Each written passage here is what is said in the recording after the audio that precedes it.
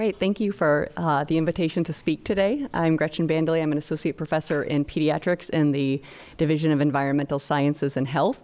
So what I want to do is just share 4 of kind of the main programs we have in our division. We're a small but mighty division. This is us, Ken Jones, Tina Chambers, Miguel Del Campo, myself, and Carrie Bertrand. So the 4 programs that I want to talk about that are certainly open to collaboration. We've had a lot of collaboration through many different divisions, departments, schools over the time, and continue to welcome more. So to start with, the Center for Better Beginnings is kind of the mainstay of our division, run by Tina Chambers, and this is a program that enrolls pregnancy cohort studies, primarily studying medication and vaccine safety during pregnancy. We enroll in the first part of pregnancy and collect very detailed information about exposures, prescription, over-the-counter, nutraceuticals, kind of the gamut of exposures that people have over gestation, updated throughout the course of pregnancy, and then we follow the infant for a minimum of a year, collecting growth and neurodevelopmental outcomes.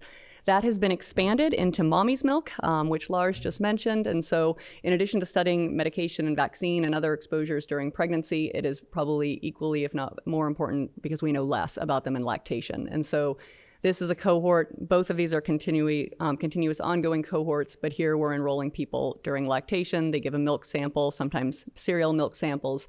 Exposure information is collected. The milk is banked for any sort of assay. And we continue to follow the child for variable durations for neurodevelopmental and growth outcomes as well.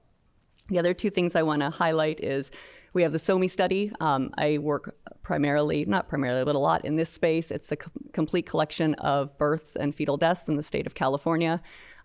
Created mother-child dyads, so we've linked the mom's hospital discharge records in the year before birth to the infant as well as her own in the year postpartum.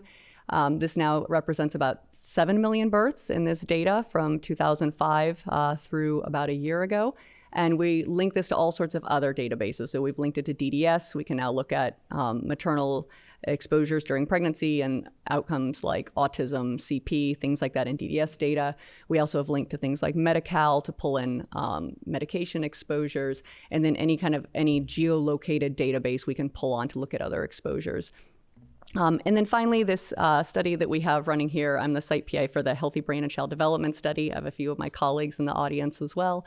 And this study is a nationwide consortium enrolling 7,500 mother-child pairs across the U.S. Over the next couple of years, we'll then follow the offspring through the first 10 years of life with deep collection of neuroimaging, EEG, neurobehavioral, neurodevelopmental assessments. But we also follow the mom along as well, which sometimes gets forgotten in other child development studies. And so the ability to study that maternal-child dyad over time. These data will be publicly released with the first release, hopefully in about a month. We'll go through the data use agreement that I'll put in. So anyone who wants to use these data, and then when they come out in a few months, please let me know. All right, with that, thank you very much.